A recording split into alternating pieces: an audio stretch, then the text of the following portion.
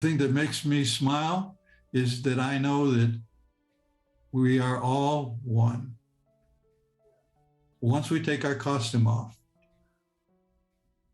whatever race, religion, political, uh, financial, whatever it is that we have accumulated to define ourselves, I do not lose my andiness. I do not lose my other selves in other areas. In 1955, that was my senior year in high school. 2 days before graduation, our class went on a picnic in a lake nearby our school. And this was in the suburbs of Detroit in Michigan. And it was the middle of June, and we went out for a big picnic and swim fest, and we were having a great time. And my friends were all on a floating platform about 50, 60 yards off the shore, and they were waving for me to join them. So I jumped in the water and I started swimming out, and about halfway to the platform, I got really bad cramps, and all of a sudden I can't kick anymore. And all of a sudden I'm starting to go down, and I'm go under the water. I'm start choking on the water. I get back to the surface again, and I'm waving my hands, and I can see my friends waving their hands back at me. They thought we were playing a little game. Let's pretend we're drowning or something. And then I go down for the second time, and that's my last time because I never came to the surface again. And now I'm really in trouble. I'm panicking. I'm swallowing more water. I can't. I'm starting to get pain throughout my body. I'm sinking deeper and deeper, and now the water is getting really cold, and I'm shivering, and I can't control my shivering, and the pain is all through my body, and I'm feeling like every cell in my body is screaming out. It needs oxygen. I'm dying, and I finally acknowledge the fact that I'm dying, and I'm falling down deeper and deeper. And now all of a sudden, I can feel something at the level of my feet, and it's the weeds at the bottom of the lake. And now I'm stuck in the weeds, and I'm falling deeper and deeper. And then all of a sudden, I get some hope. Oh, I hit the bottom of the lake, but I'm in a sitting position. I'm sitting there, and I'm saying, oh, this is good because now I can push my hands and maybe get to the top of the lake again and get some air. And when I push my hands alongside of me, they're stuck. Now I'm in the mud, and I'm stuck, and I'm terrorized, and I'm freezing, and I'm shaking, and my ears are ringing like somebody's sticking ice picks in me. It's horrible. And all of a sudden, in all of this chaos, I hear a voice in my head. And the voice says, Andy, you have to relax. And I say back to the voice in my head, are you kidding? I got to get out of here. I need some air. All I want is one gasp of air is fine. And the voice says to me again, Andy, no, you need to rest and everything will be fine. And so I say to the voice, are you sure? Yes, I'm sure. Please just rest. And I say, do you promise? All of this is going on while I'm stuck in the bottom of the lake. And I say, and the voice said back to me, yes, I promise. And then I said, okay, I'll let go. And when the word go formed in my head, I popped out of my body. And now in what I call a moment of no time, I'm in a tunnel. I'm in a tunnel with a bright light at one end, really bright light. It should be burning my retinas out. It's so bright. And then I turn and I look in the other direction, and I can see the bottom of the lake, and I see my body at the bottom of the lake. And I said, oh, I guess I'm not in my body anymore. That's fine, because I didn't care. The moment that I left my body and I was in the tunnel going towards the light, my whole life was irrelevant. My life on planet Earth didn't make any difference to me. I didn't care. It was as if I had walked in a movie and spent 17 years in a movie, and now the movie's over and I walk out. How do I feel about the movie? It was nice. Is it going to affect me? Do I feel terrible because I left the movie? Of course not. Did I feel terrible that my body was down there and that I had Earth died? Of course not. I'm cool. This is the place to be. I'm filled with an unconditional love and feelings that after the 60 some years of trying to describe the way I felt, it's impossible. There are no words anywhere to describe how wonderful I felt. From terror, freezing, lack of oxygen, stuck, shaking like it's the end of the world, to ta-da! Oh my God, I felt so wonderful that I don't have words to describe it. It was fantastic. And then I'm looking at the light and I'm starting to move down the tunnel. But I know I don't have a body because I left it down at the bottom of the lake, but I have some form. There's an Andy. I call it my Andiness. I'm not in my body, but I'm still Andy. And now as I'm moving through the tunnel, being pulled like with a giant magnet, it's pretty cool. Anyway, being pulled down the tunnel, and all of a sudden, halfway to the light, but measurements don't mean anything there. As I'm getting closer to the light, in the next moment of no time, I pop into a giant sphere, a ball. In the inside of the ball, I'm hovering, and there's a light presence next to me. I'm hovering in the middle of this ball, and all over 365 degrees, everywhere I look, are little, like movie theater screens of me, of all of the things that I've done in all of my lives, all at the same time. Countless, hundreds, thousands, millions, I don't know. They're just filled with the inside of this ball, inside of this sphere. And I understood them. I understood everything. I wasn't confused. It was like, whoa, what's all this? No, it was, and I was able to relive any event that I focused on. And as I would focus on one, now all of a sudden, I relive it. There was one that I will always remember because it didn't happen yet. It wouldn't happen for another 5 or 6 or 7 years. But I was washing my brother's car, and we got into an argument over something, and we were arguing back and forth. Now, not only did I repeat that washing of the car, but I knew exactly what my brother was thinking and why he got angry at me and why we were fighting. So every time that I would relive some event, I relived it exactly as it occurred then, except now I not only knew what I was thinking when I was reliving it, but I knew what everybody else were thinking, thought about, their angst, their anxiety, as well as mine. So that was the wonderful thing about being in the, what they call now the life review, is that you review your life, but as you review it, as I reviewed it, I was able to know exactly what anyone else in that particular experience was thinking at the same time that we were having that experience. So that went on for what seemed to me like maybe a couple of days or a week or something. Now, understand that the entire Earth time that passed during this was probably somewhere between 5 or 10 minutes. I don't know. I didn't keep track of it. When I got into the light, I didn't care. Whatever happened to the Earth was irrelevant to me. And after spending some time in the sphere and experiencing all of these various things that have happened in the past and would happen in the future, as I experienced them, then all of a sudden, in a moment of no time, I pop out of the sphere and I'm back in the tunnel. And now I'm back in the tunnel. And I'm still being pulled by this magnetic force towards the light, and I'm getting closer and closer to the light.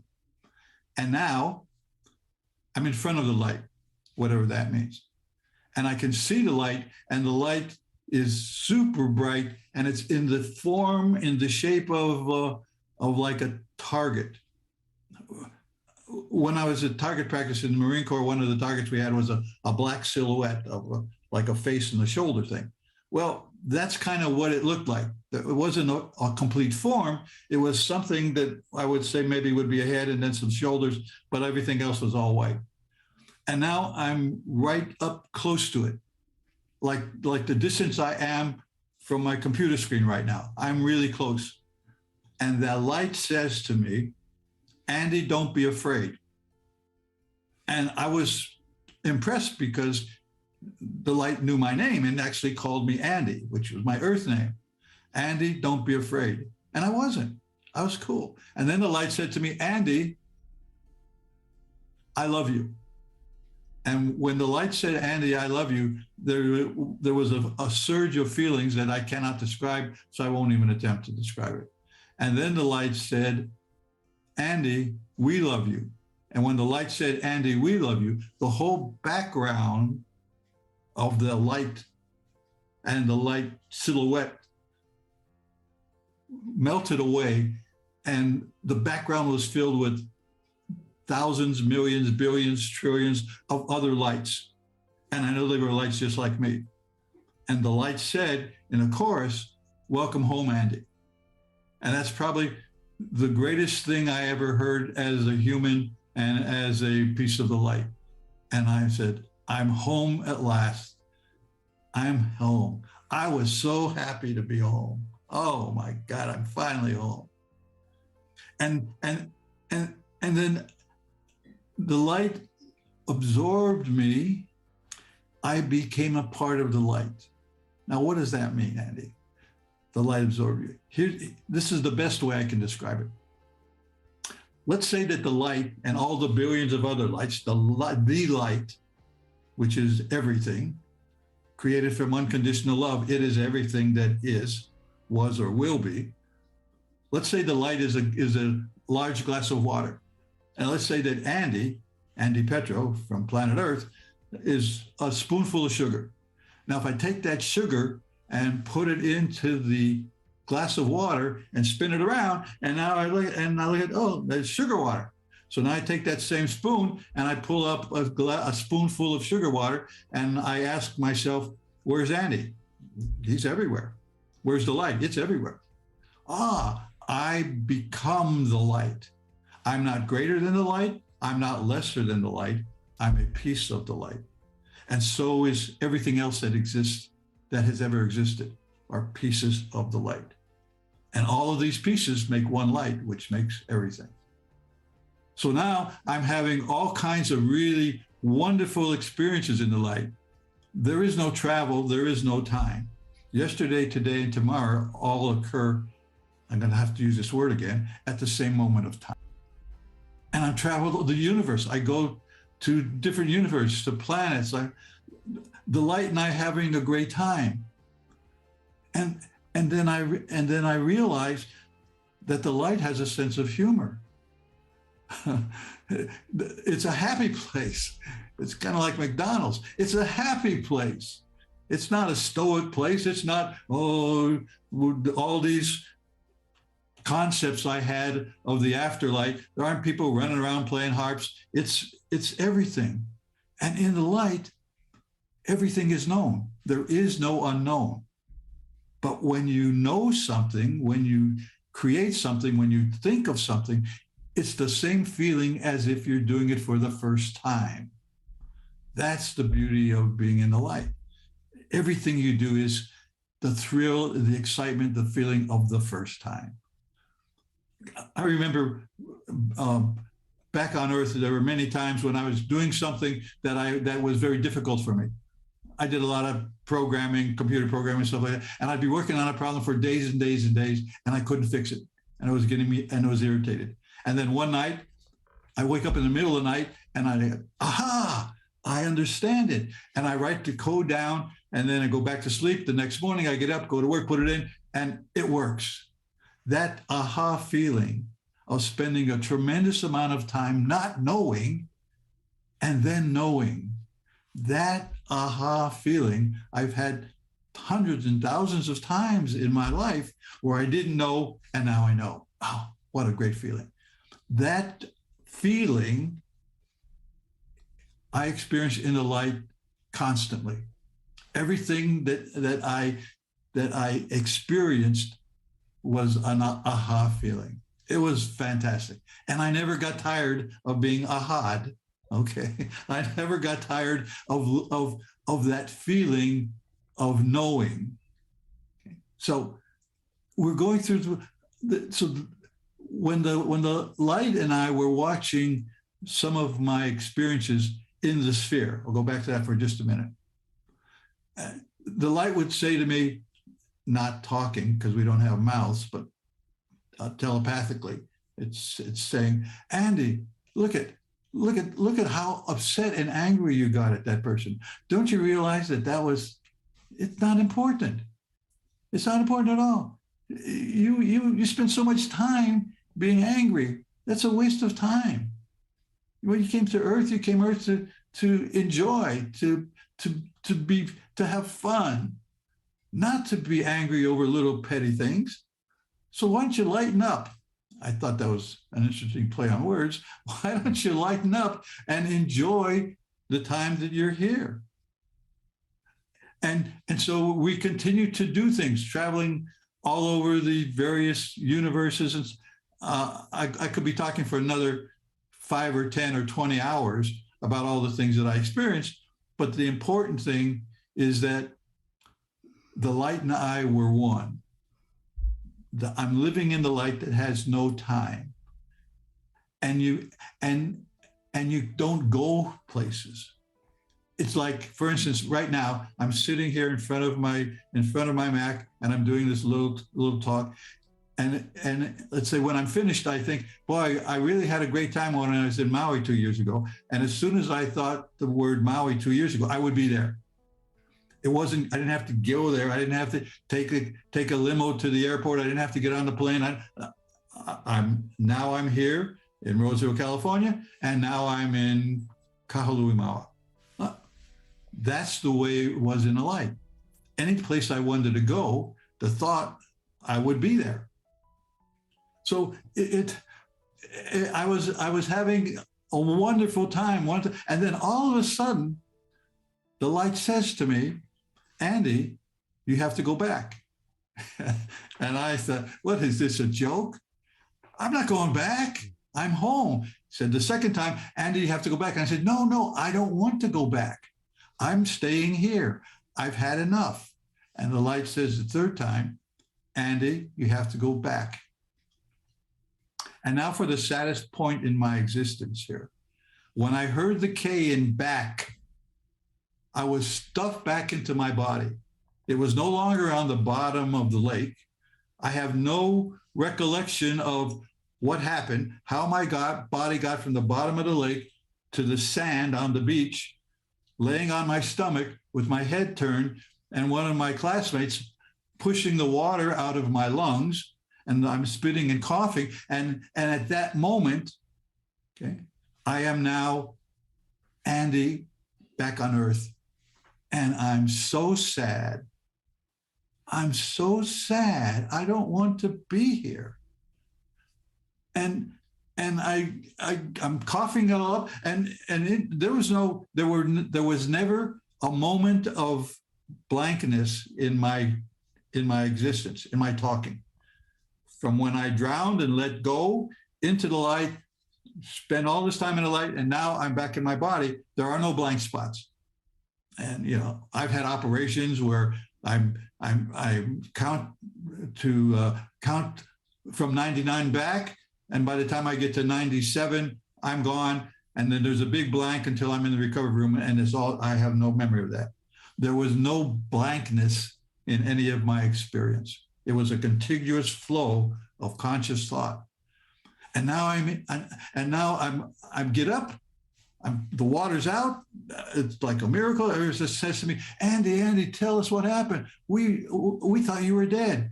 And I said my first great lie that I repeated for 25 or 30 years. I don't remember anything. It's a complete blank.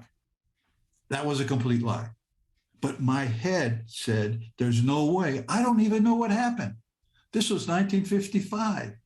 They didn't even create the phrase near-death experience for another 20 some years until I read Moody's book and said, oh my God, I'm not crazy.